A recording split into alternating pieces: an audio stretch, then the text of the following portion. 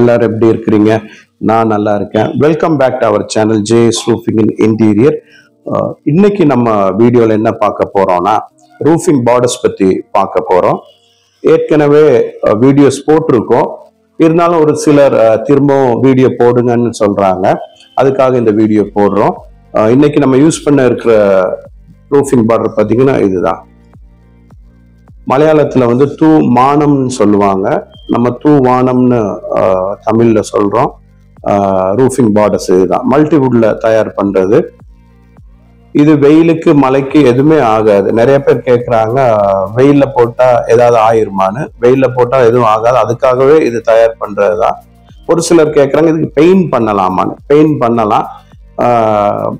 அதை விட நீங்க இப்படியே விடும்போது ரொம்ப அழகா இருக்கும். வந்து இந்த கலர் வந்து எல்லா ரூஃபிங்குமே வந்து சூட் ஆகும். இது பார்க்கறதுக்கு ரொம்ப அழகா இருக்கும். வந்து இதுதான் இன்னைக்கு நம்ம வீடியோல பார்க்க போறோம். ஒரு சிலர் கேட்குறாங்க, இதை எப்படி மாற்றுறது அப்படின்னு. டைரக்டாவே மாட்டலாமான்னு கேட்குறாங்க. பண்ணியிருக்க ஃப்ரேம்ஸ்ல அப்படி மாட்டினீங்கன்னா உடையறதுக்கு வாய்ப்பு இருக்கு. கீழே வந்து ஸ்டீல் பைப் கொடுத்துட்டு அதுல ஸ்க்ரூ பண்ணிட்டு அதுக்கப்புறம் நாங்க ஃப்ரேம்ல வச்சு வெல்ட் பண்றதுதான் ரொம்ப நல்லது.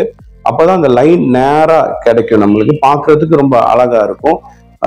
பின்னால ஸ்டீல் கொடுக்கலன்னா காத்துக்கு உடையறதுக்கு வாய்ப்பு இருக்கு. அதனால நீங்க கீழே ஸ்டீல் கொடுத்துட்டு அதுல ஸ்க்ரூ பண்ணி அதுக்கப்புறம் நீங்க ஃப்ரேம்ல வச்சு வெல்ட் பண்றதுதான் நல்லது. இது ஒரு பிக்னஸ் கைடா தான் நம்ம போடுறோம். நிறைய பேர் கேட்குறாங்க எப்படி பண்ணன்னு. நம்ம நிறைய இடங்களுக்கு வர முடியல, லாங் டிஸ்டன்ஸ் இருக்கிறதுனால. அதுக்காக தான் இந்த வீடியோ போடுறோம்.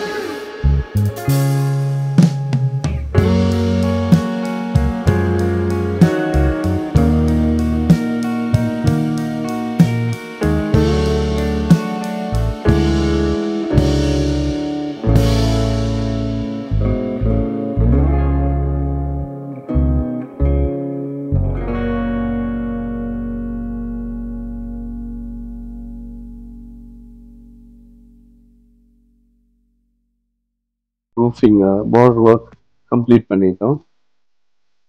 மல்டிவுட்ல பண்ணியிருக்கு. இன்னும் ஒரு வீடியோவில் சந்திக்கும் வரை உங்களிடமிருந்து விடைபெறுவது நான் உங்கள் ஜே.